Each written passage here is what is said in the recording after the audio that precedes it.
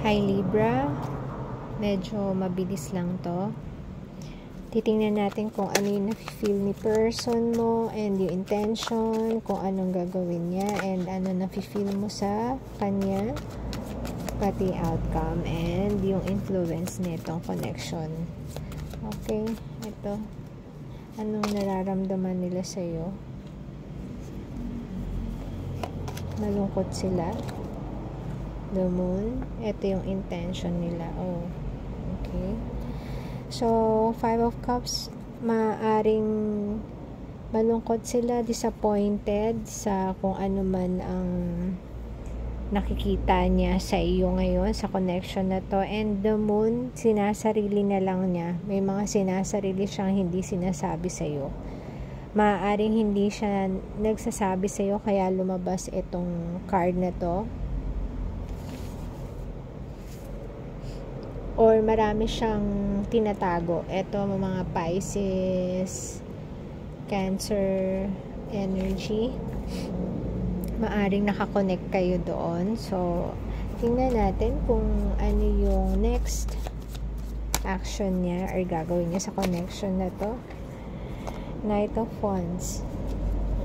So, si Knight of Wands, siya yung kapag ka ginusto niya kasi gagawin niya eh. Ayan. So,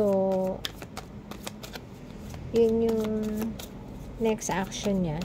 So, tingnan natin. Kasi malungkot siya and disappointed siya eh. So, ano bang nararamdaman mo sa person na to? Ace of Pentacles. Gusto mong mag-try na mag-establish kayo ng relationship. So, ito, potential outcome. 7 of Swords. 7 of Swords. So, either ito may mga taguan since dito pa lang hindi na siya honest. So, potential outcome niya, maaaring meron kayong mga lilitaw na problema kasi nga hindi siya nagiging honest, pero i-clarify natin mamaya. Eto. Tapos tingnan natin yung overall energy ng connection na to. Tingnan natin, Libra. Ay, ano ba yan? Kanina pa gustong lumabas na. Ewan ko kung lalabas siya. So, overall energy, ayan, Ace of Wands. Okay. Ace of Wands, maaaring before naging kayo or magkakilala kayo, either magkakilala kayo, ayan, okay, so meron kayong past dito na ayan, meron kayong sobrang tingin ko kung ito siya, isa siyang emperor. Okay, isa siyang matatag na tao. So, masaya kayo, pinapasaya kanya, pero naging either nag-overwork siya or hindi natin alam kung nababae siya before. So, isa tong naputol na connection. Yes, gusto mo, pero malungkot siya at may mga tinatago siyang mga ano. So, i-clarify natin yung connection na to. 5 of Cups. Clarify. 5 of Cups. Ace of Cups. Okay. So, gusto niyang magsimula kayo ulit. Ayan. So, clarify natin yung the moon. Clarify natin yun. 4 of Swords. So, eto talaga yung nakakapanakit ng relasyon niya, yung may mga tinatago siya eh. Eto yung mga kanyang hindi siya honest sa connection nyo, kaya siguro nagkakaroon kayo ng problema. So, Knight of Wands. Tingnan natin kung ano. Clarify Knight of Wands. Ayan. Knight of Wands, Knight of Pentacles. Knight of Wands, Knight of Pentacles. Knight of Pentacles. Consistent naman siya sa inyong dalawa. Gusto naman niya, committed naman siya sa inyong relationship, etong connection na to. So, etong clarify natin to. Ayan.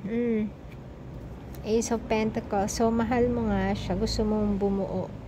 Kasama siya. Yung buhay. Kasama siya. Pero kailangan mong magpakatatag. Ayan. Kasi meron nga siyang mga tinatago. So, kung may mga hindi siya ganun ka-open, hindi naman sa hindi siya honest, maaring hindi lang siya open na tao. So, kung kakayanin mo yun, siguro yun yung challenge sa'yo, kung kakayanin mo yun. So, clarify natin. Ito. Tingnan mo. Ayan. Kapag nakayanan mo naman daw, ang sinasabi, magiging maganda yung outcome, magiging maiiba yung mundo mo, and pwedeng mag-level up. Kasi meron siya, committed siya ito. Gusto niya, willing siya sa connection na to. Ayan. So, kaya lang ikaw, ito, tinatanggihan mo. Nagpapakatatag siya. Isa siya talagang totoong gusto niyang bumuo ng buhay kasama ka. Pero, ayan, tinatanggihan mo. Ayan, 2 of Cups. Ito yun. Talagang meron kayong love para sa isa't isa.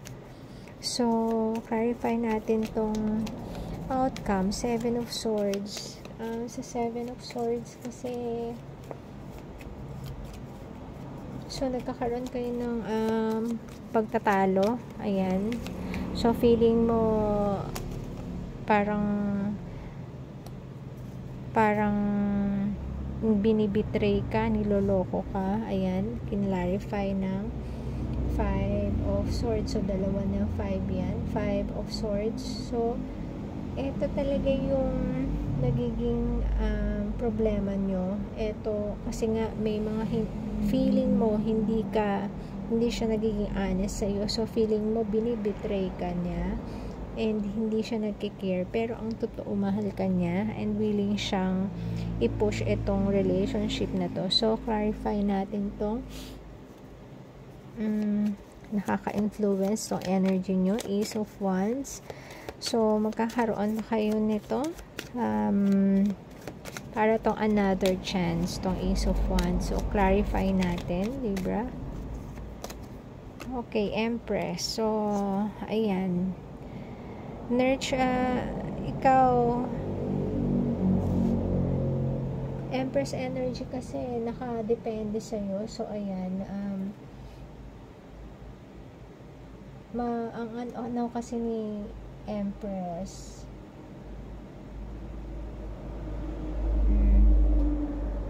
So, ayan. So, maaaring tingin ko, maaaring bigyan mo siya ng chance dito. Eto, and makakabuo kayo ng family. Maybe yung iba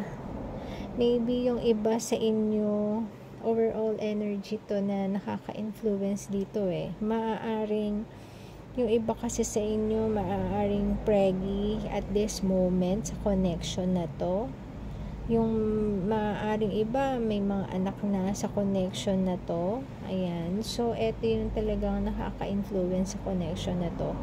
So, ang tingin ko dito, Libra, feeling mo hindi siya honest sa'yo. Feeling mo niloloko ka. Feeling mo hindi ka niya mahal. Pero, siya, pinapakita naman niya na willing siyang mag-establish ng relationship with you.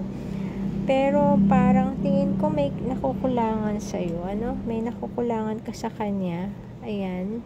Ayun, naghihintay ka ng kung saan hahantong to.